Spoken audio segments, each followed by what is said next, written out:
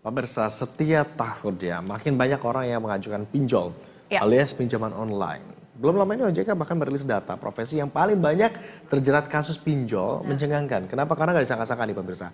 Profesi guru ternyata menjadi profesi yang paling banyak terjerat pinjol. Bahkan rata-rata utang guru itu bisa mencapai puluhan juta rupiah per orangnya. Harga gula naik, harga beras juga meningkat. Kebutuhan lainnya ikutan meroket. Duh, tapi gaji kok nggak ikutan naik ya? Kalau melihat semua kebutuhan naik gini, pasti banyak warga putar otak. Mulai dari cari tambahan dengan kerja sampingan, pinjam sana-sini, atau gali lubang tutup lubang. Bagi yang cari jalur praktis, ya ikutan pinjol alias pinjaman online. Duh, jangan ditiru ya. Ngomongin pinjol, data dari Otoritas Jasa Keuangan menyebutkan mayoritas profesi yang terjerat pinjaman online adalah guru. Presentasinya lumayan fantastis loh, bisa sekitar 42%. Ironisnya lagi, dalam beberapa kasus, satu orang guru bahkan bisa saja terjerat utang 10 pinjol. Dari banyaknya guru yang terlibat, banyak pula guru yang protes karena jumlah utang yang ditagihkan tak sesuai dengan pinjaman awal. Tapi, kenapa guru-guru bisa terjerat pinjol ya?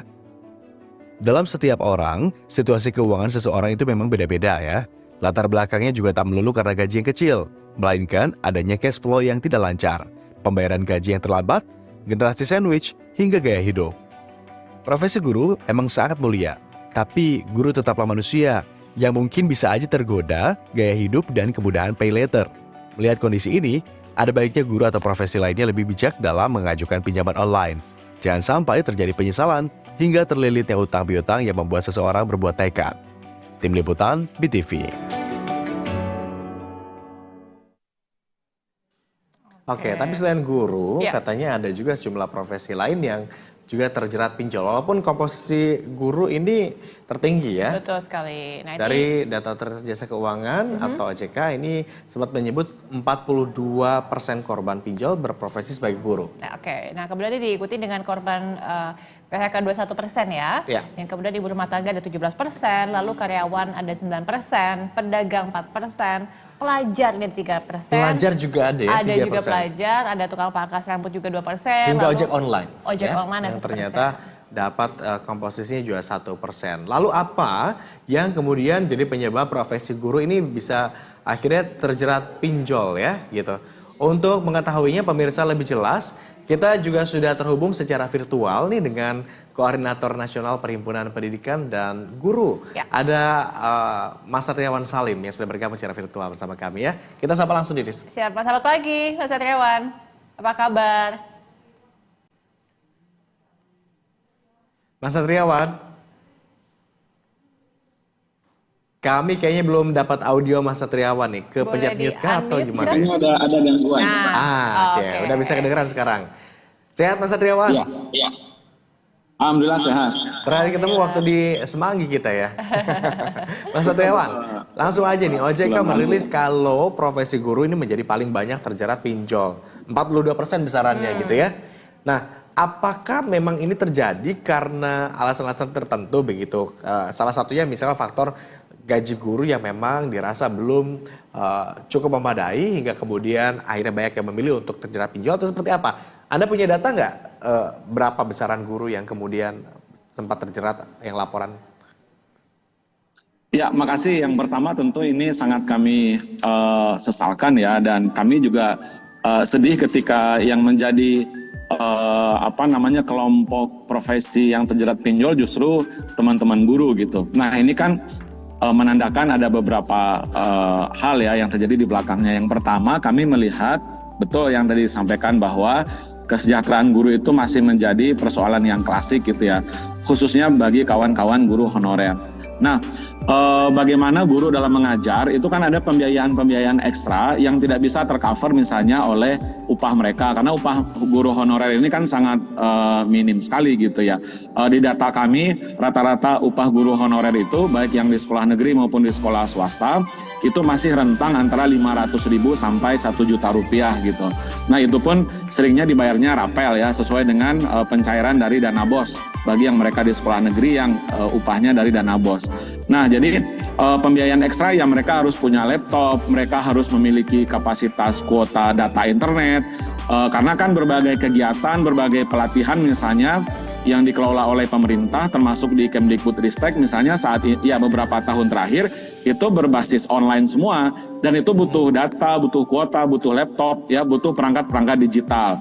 Nah sementara itu upah mereka 500.000, 700.000 satu bulan, ya kan? Nah tentu guru-guru ini berupaya secara instan.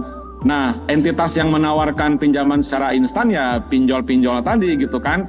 Nah, di sisi lain guru tidak membaca secara detail, tidak memiliki kemampuan yang memadai juga ketika harus bagaimana resikonya, bagaimana dari aspek keamanannya gitu ya. Terus ini bunganya seperti apa. Nah, karena kondisi yang terdesak ya karena harus ikut pelatihan. Kalau sekarang misalnya lewat PMM ya terpaksa gitu untuk lewat pinjol gitu. Oke. Nah, miris soalnya ya kalau kita lihat justru pinjol ini sudah boleh membidik para pendidik kita. Betul. Nah ini kan tadi kalau kata Mas Satriwan kan gajinya atau upahnya minim tapi modalnya butuh yang besar gitu kan untuk laptop dan sebagainya. Betul. Tapi kira-kira selain hal itu ada lagi nggak sih penyebab lain kenapa nih bisa banyak guru terjerat pinjol begitu Mas?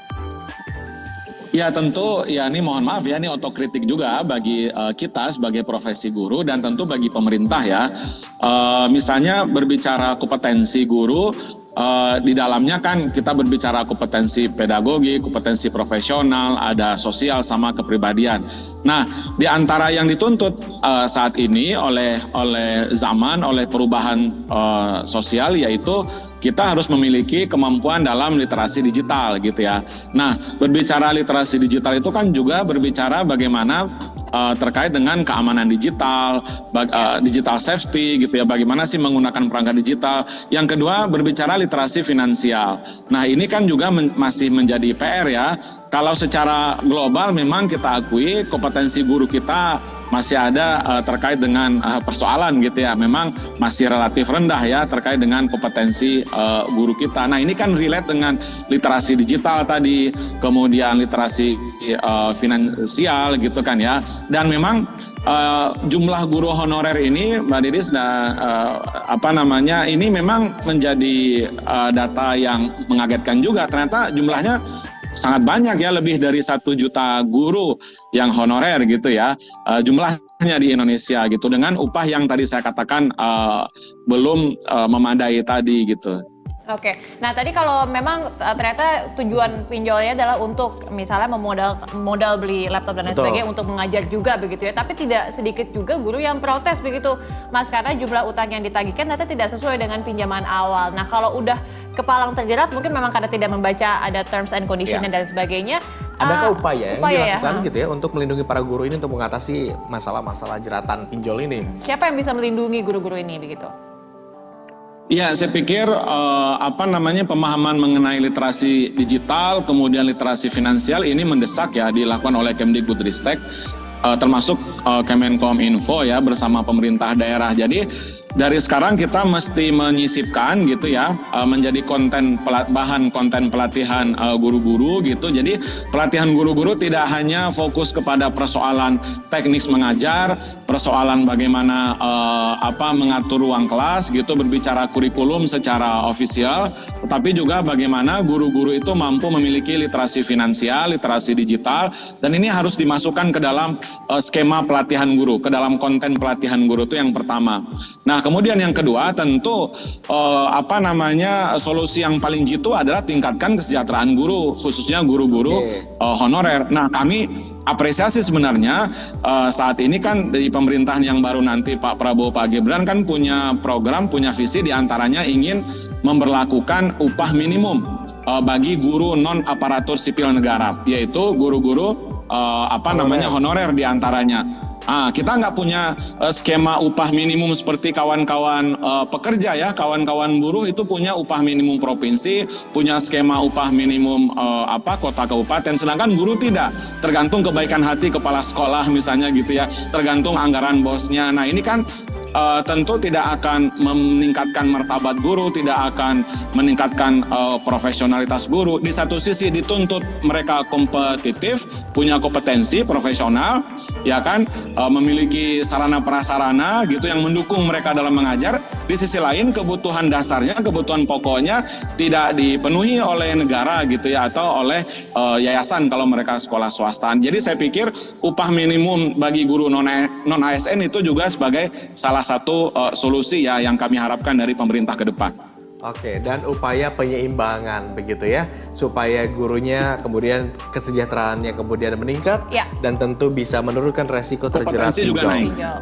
Dan kompetensinya juga naik. Terima kasih banyak Pak Satriwan sudah berkenan bersama kami ngobrol-ngobrol pagi hari ini. Nanti kita ngobrol-ngobrol lagi. Siap. Insight-nya ini Siap. Sangat penting sangat ya penting, untuk gitu ya. ditampung begitu. Terima kasih banyak Mas Satriwan. Salam sehat Terima kasih. selalu. Sama-sama. Kita akan jeda dulu pemirsa. Usai jeda tentunya masih ada jumlah informasi menarik yang sayang untuk Anda lewatkan. Jadi tetaplah bersama kami di obrolan pagi. Sarapan informasi bagi Anda.